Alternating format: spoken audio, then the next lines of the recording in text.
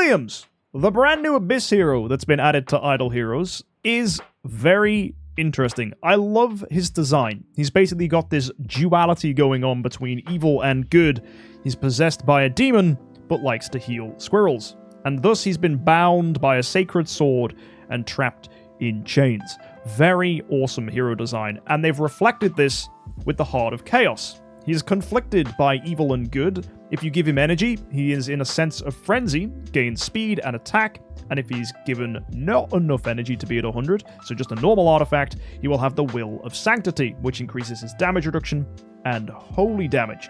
Very interesting hero who can be built in two different ways, either tanky or aggressive. This is reflected as well in his active skill, as the Sense of Frenzy gives him the ability to bleed, which once it's Void 4, becomes 800% of attack damage on a base with a double triggered 400%, so that's another 800% of attack damage. So very, very similar to Tix's damage output against 4 enemies because it's the back line. So again, that's similar to Tix, who hits 4 random enemies. Tix is slightly better as a hero because it's always 4. This is just going to lock into backline opponents, so if you're stuck against one backline enemy and one frontline, you're just going to be wasting yourself hitting that backliner. I'm looking at stuff like Broken Spaces for that one. Anyway, if you're in your Sanctity form, instead of having a bleed effect, you gain Divine Retribution, which is normally a skill saved for light heroes. So I find it really thematically awesome that they've given it to this guy, because it really reflects that sense of evil versus good. And yeah, this allows you to gain holy damage, so again, reflecting on the light side, and the Divine Retribution is a pretty decent, solid 500% of damage, but it cannot crit, and it's fixed damage, which cannot be reduced or increased by attributes or skill effects. So this is a bit annoying. It's one of those weird abilities where it actually doesn't do as much damage as you'd think, but actually gaining all this extra defense from being in the form which is defensive is actually pretty cool. You gain 8% damage reduction. If this is increased, it becomes 10% damage reduction, and also his base form as well has a really, really good damage reduction. It starts off at 30%, and then that gets increased to 40%. Now, the strength of this hero is the fact he's an Abyss hero, and that might shock a few of you initially. You're like, what the heck is good about being an Abyss hero? Well, it's the fact that you have Ignis as a hero you can use alongside you in Sealland. Ignis's main strength is she gives energy to the nearest ally. Very, very classic ability. We use this in many, many early game strategies, but also she gives 40% damage reduction. So you can probably see the strategy here, which is just to immediately take this guy to the damage reduction cap. You can just go with his passive damage reduction, boop, give him Ignis, there's 3 rounds of damage reduction, Merry Christmas. That actually means the aggressive form is actually probably the better way to build him, because he's already hitting the damage reduction cap before you even put him into a defensive form, assuming you use Ignis. So that's something to think about. If he's on his own in Aspen Dungeon, then sure, Will of Sanctity actually can come into play there, because the 8% damage reduction will do something, but it's worth bearing in mind that with an Ignis, you're hitting the damage reduction cap. That also means a Fearless Armor is pretty much useless on him, so any of those artifacts that just give damage reduction aren't very good. However, that's not the only kind of damage reduction we have access to in the game. There is, of course, another kind. It's all damage reduction. So here's an E5, and you can definitely use something like Auspicious Lucky Cat, which gives 24% all damage reduction. That's going to scale with damage reduction as well, so you get a ton of protection. Also, using something like Cat, I know this is only glittery, but this is for testing reasons. You actually gain 5% of the owner's attack as damage reduction as well. That's a different form of damage reduction again, so that's a reduction of damage. It's worded slightly differently, and it functions slightly differently in the code. So you reduce the damage by a percentage of the attack that your hero has, which is very, very good, and that's going to ramp up. If this was Splendid, that would be 15, not 5. Also, we're going to gain all damage dealt if we use Cat by 1%. Again, if this was Splendid, that would be 3%. And like Nolo said, it's like Augustus Magic Ball if you've used that artifact before this one, which when you upgrade it does give you damage reduction scaling with attack. That's also a cool ability you can gain from the treasure train. So again, we're just talking about ways to make him as tanky as possible. Is that a good idea? Well, if you build a really, really tanky hero, you can then ramp up their damage output with something like Antler's Cane or with Auspicious Lucky Cat, and that can then, of course, give you a lot of damage in the long term. So today we're going to be using this hero in Sealland. We're going to start off as just an E5 hero, and one other really good strength of having access to Ignis isn't just the damage reduction and the energy feed, it's the fact that when a 9-star Ignis dies, you gain control immunity, which means if you're ever using Williams alongside an Ignis, you don't need to rely on Control Purify. You can give him Resilience, which gives 15% of missed HP, which is amazing for staying alive. You can even go with Damage Over Time Purify, Attribute Reduction Purify, Mark Purify. You basically do not need to run Control Purify on this hero if you run a 9-star Ignis next to him, which is super duper strong. Which means, generally speaking, Abyss Sealland should be the easiest clear available, to the point where heroes like Natasha can actually do Abyss Sealland if you make them Void 4. So today we're using a Williams at E5. We're going to see if Void 4 is actually what's necessary, and we're going to see if this guy can actually cook.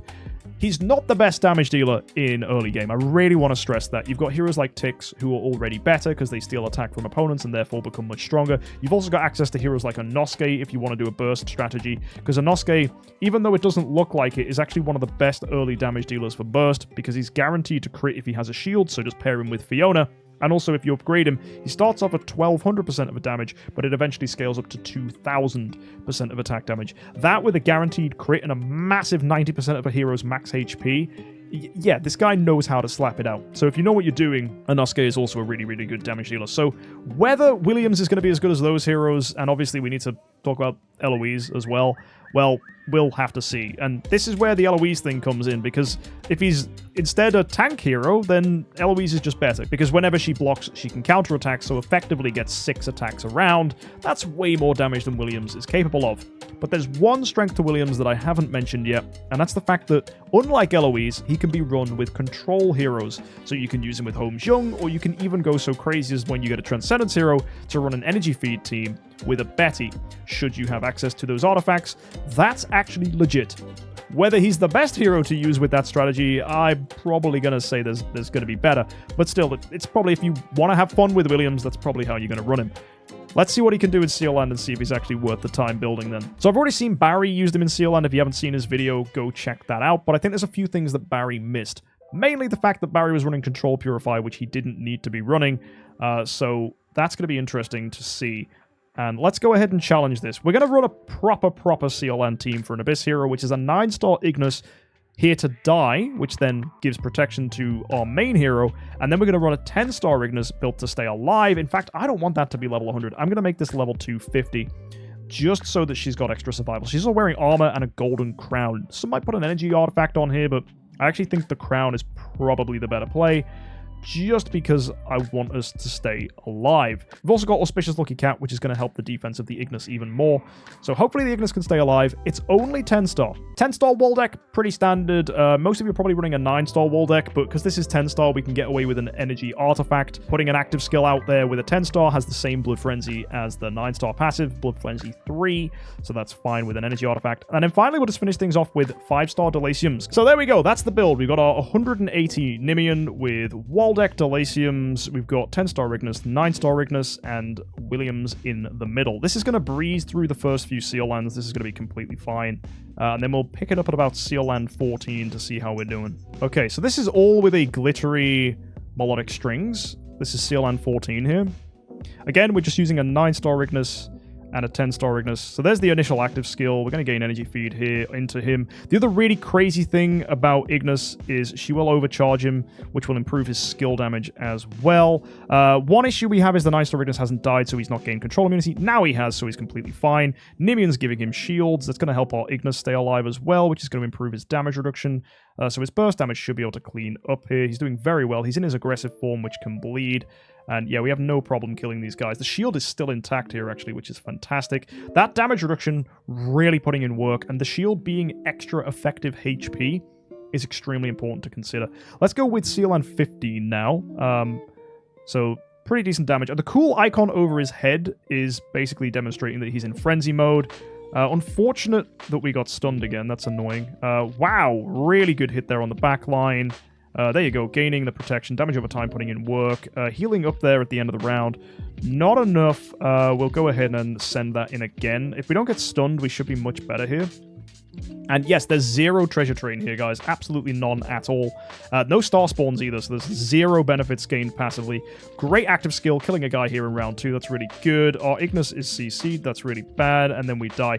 That's another thing. If we had another 9-star Ignis, we could make this Ignis Control of unit herself. That's actually hilarious. Probably not going to do that, but it's nice to know that's actually an idea. And Nimian's damage reduction is a bit weighted here. It's crit damage reduction we gain, which is a different form of damage reduction all over again, which is pretty neat.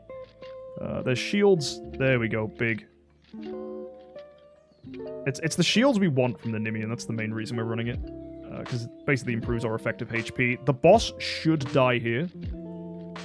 Nearly, unfortunately, dying. Okay, so that's with Nimian. Let's try with Phoenix.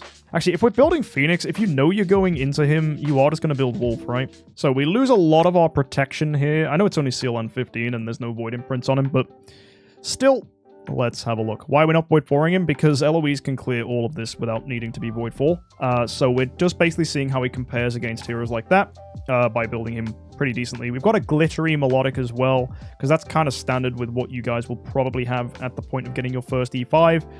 We've got Wolf, and we'll send this in and see how this works. So we should see, hopefully, a decent high roll where we don't get stunned. Perfect. That's exactly what happened. Good damage. Waldex will keep us alive as well with his Blood Frenzy. That's phenomenal. There's Wolf. Damage looks excellent here. Hopefully can kill this boss now with one more hit. We've got full energy because of the Ignis dying. And now we just need to kill these two dudes here. He should be able to heal himself nicely. Wolf giving him massive, massive improvements to his output. Yeah, he's actually in this permanent healing loop because of the passive we gave him. And wow, that actually nearly did it.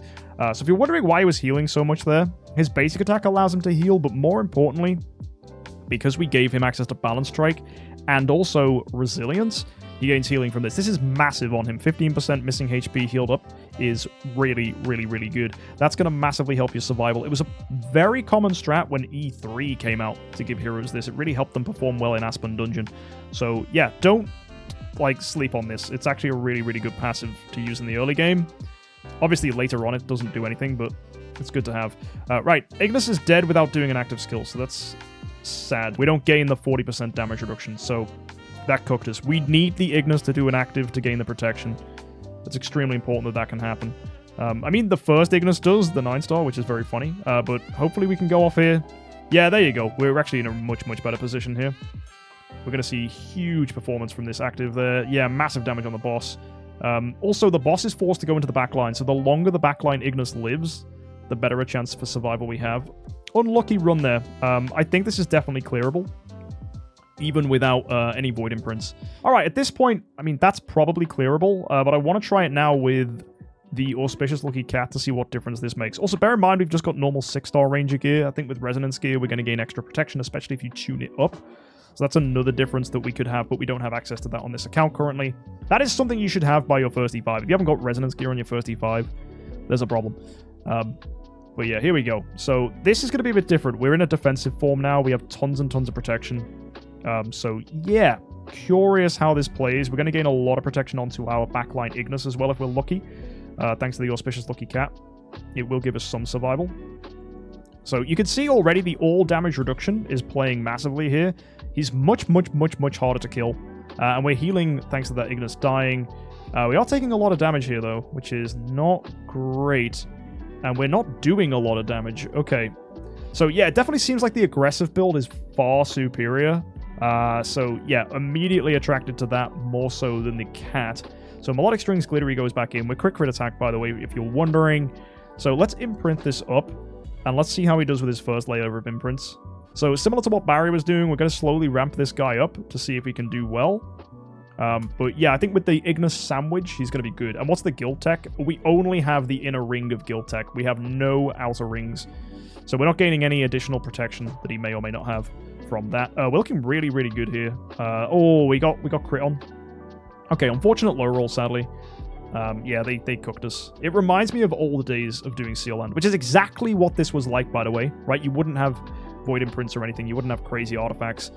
You wouldn't have treasure train. So old Sealland used to be multi-attempting. Like, we know that he can clear the whole backline pretty quickly. There you go. Wow, that's good damage. Oh, the boss hanging in there. Finally dying. There you go. And as long as we don't get crit by these guys, like, see, that guy high rolled a crit there. We should be okay. Yeah. Absolutely novaed these guys. That was really, really clean. I think we would have beaten that even without the void imprint, to be honest.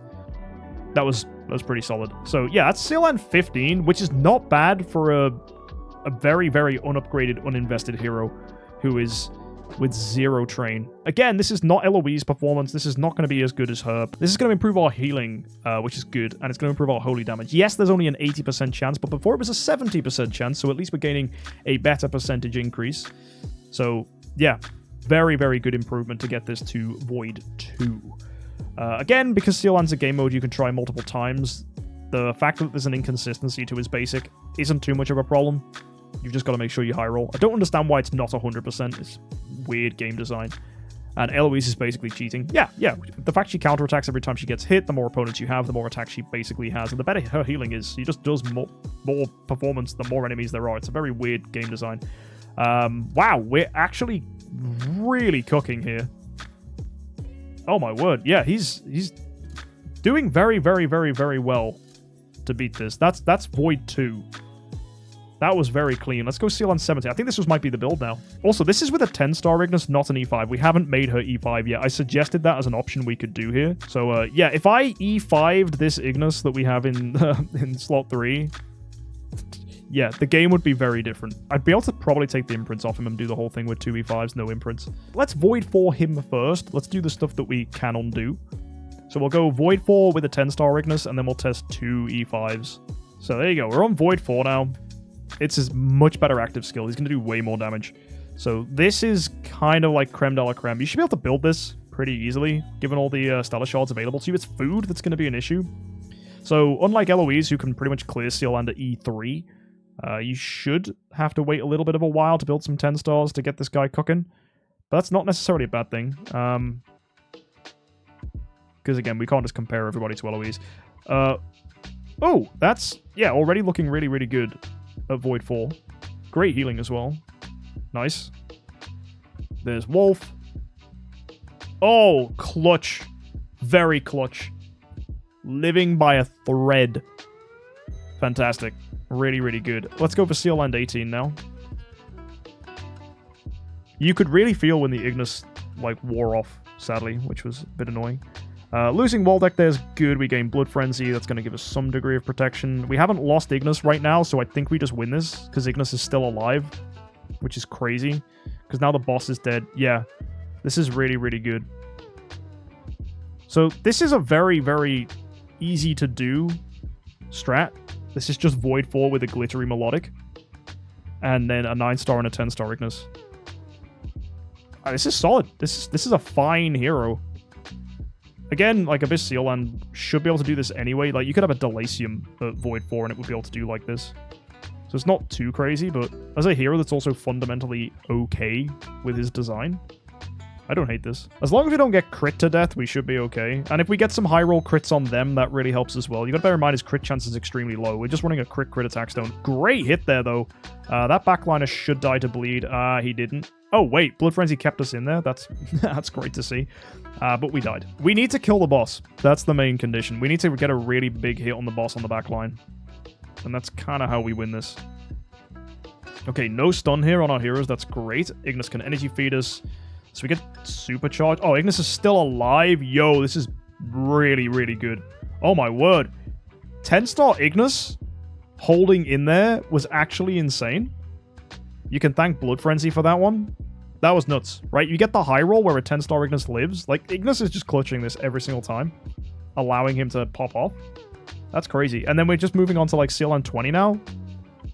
I want to try the Ignis thing. Okay, we don't actually have 4 spare Ignises on the account because we used them all to build this 9-star for testing. So instead, we're just going to see if he can actually do this with a 10-star, which is probably more realistic to what you guys have. So I unfortunately cannot satisfy my curiosity. We will build him to Void 4 again, and we will just go in. But I'm expecting that an E5 Ignis is insane because you can give it Unbending Will to tank the hits from the boss, and she'll stay alive a lot longer. Regress the 9-star Ignis? No, we need the 9-star Ignis to give us control immunity. Because if we build a tanky Ignis, she's just going to stay alive, and she's not going to give us control immunity. So we kind of lose the whole fundamental point of the 9-star Ignis if we get rid of her. So let's not do that. So yeah, we absolutely need both. Also, I like the minimalness about this. Like, Void 4, 10-star, 9-star is just, it's easily done. And again, this Waldeck doesn't need to be 10-star. He can be 9-star and functions the exact same. And Waldeck is a hero you should have in the early game because of how stupid Blood Frenzy is as an ability. So this is Sealland 20 with a Void for Williams, 9-star Ignis, level 100. Backline 10-star Ignis who just died. That's not great. This is going to be a tricky one. We do gain a lot of damage reduction if Ignis gets our active skill. Hopefully she doesn't get stunned because we do really, really need that. And we need to get lucky with our hits that Williams doesn't get wrecked. Because you can see these guys very, very, very consistently crit. So we will need a few more attempts. Oh, that's a really good idea, actually. Yeah, running some 5-star cruises to put 50% extra damage taken on opponents is actually based the weakness mark. Yeah, no, let's do that. Let's slap that on. That will make a huge difference over the Delasiums. So we'll take the energy artifacts off the Delasiums. Let's run these 2 priests. And that might be the difference between winning and losing. Just make sure these guys have energy artifacts. So we've got a Snow Heart here. This guy is going to be wearing a Magic Source. So instead of Delasium here, we run 2 Cruises. Again, easy hero to pick up. You shouldn't worry with 5 stars. The weakness mark is really, really good. So that's going to come out here. Yep. That's nice. Too bad we got stunned. But it will help us kill these priests. In fact, I think it will guarantee that we kill these priests, to be honest, as long as the weakness marks hits both of them. Send it. Ooh, hello. That looked good. Let's go again. If there was a way we could, like, steal the boss's energy, that'd be really, really nice. Okay, that was actually a really good start. That priest is dead. Oh, but he killed us. Sad. You see how close that priest's life was? If we'd have had him dead, he wouldn't have hit us. We wouldn't have died. The priests really do hit hard when they crit. Oh, this is nice. Oh, yeah. Hello. Hello. Oh, mate. That was a good run. Too bad the boss lived. Wow. Could run 1 cruise with a basic attack to reduce backline armor. Oh, that's so interesting. 5% armor reduction. That sucks. If only it was more armor reduction. I think better consistent weakness mark is probably the more important thing to do. My advice is Panic, never do an event without watching the review. Oh, great hit on the priest. Yo, we're cooking. We're cooking. We're cooking. Bang. Yes. Live. No. Frick, man. Can we 1v1 these guys at the end? Okay, given that fight where we got cooked by the warriors at the end, we're going with Unbending Will here. Because if we had that, we'd have lived, and they'd be dead. So we're now looking for a run where we can still kill the wave, but using Unbending Will to keep us protected. So there are still a few high rolls we need here. But there you go. Unbending Will giving us a clutch couple rounds. Buying us time. We still die because of the crits. But if they don't crit and Unbending Will triggers late, then we're really good. And the 20% no heal chance. Yeah, it's so annoying. The fact he's got an 80% chance to heal and buff himself. The consistency or lack thereof is extremely annoying. So what we want is like 3 rounds of active skills, which he can totally do, by the way. It's like within his ability to do that. We just need Ignis to not get wrecked. Because the Ignis should feed us another active. So what should happen is his first active on round 1. Then the backline Ignis is going to feed 50 energy, then die. Then we do an active skill in round 2. Then frontline Ignis should feed us up. And then we do an active skill in round 3. At the moment, though, we're just tanking the hits, which is really good. Too bad Unbending Will had already triggered. That could have gone really good. Nice. Let's try again. Oh, Ignis nearly living there. It's a shame. Heal there on the priest is just disgusting. We do get an active, but it's not enough. It feels like a budget wall deck. Yeah, that's a fair observation. Well, the thing is, it's Blood Frenzy is just an insane ability, so that's what carries wall deck mostly, is how good Blood Frenzy is. Oh! Man, these priests, dude, they're just disgusting. If we get the good Ignis room, we should be okay.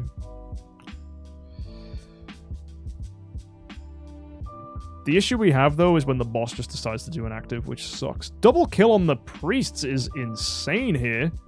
Yo! Unbending Will triggers now? Oh, that's so good! Yo, we just win this, right? We surely do. Active? There it is! Ho ho! We just had to kill the priests! Bro! You frickin' nailed it. Well done. Williams. Is he a good hero? He's okay. Is he going to be game-breaking? No. Is he fun? Yes. You can build him bursty, you can build him tanky. Situations will be dependent. This was a glittery melodic strings, non-resonant armor, crit attack stone. Very, very basic build. Resilience key here, actually, with the heals. 15% missing HP was clutch. Do not run Control Purify on this guy. Run Resilience and run him next to a 9-star Ignis who can give him Control Purify. Ideally, put him in a little sandwich like we were doing, where one of these Ignises can do an active. If you've got an E5, it's even better because she can have Unbending Will, get more tankiness, and live. Very interesting strategy there. Then you'll have the two working together. Works really good. Bearing in mind as well, his tenants are pretty cool. He's got Fiona, he's got Freya, so other heroes that will support his survival. I do believe that this is a hero that's going to be fun to use, but by no means meta-defining. Love the style with a mixture of the good versus the evil. Is very, very thematic. And I think overall, it's nice to see fun heroes that are actually okay to build early on added to the game. Like, it's not, you're not going to throw by building this guy. You're just not going to make as much progress as someone would with an Eloise. But if you want someone fun that's going to be challenging, but also rewarding, like that felt really good, clearing that Sealland 20, then yeah, I think he's going to be a completely viable hero. He's not like S-tier super broken, but I don't think heroes need to be all the time. And I think this is quite cool.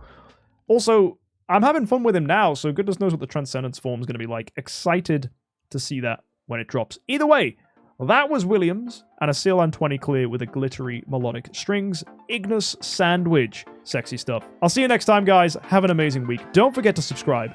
And of course, happy idling.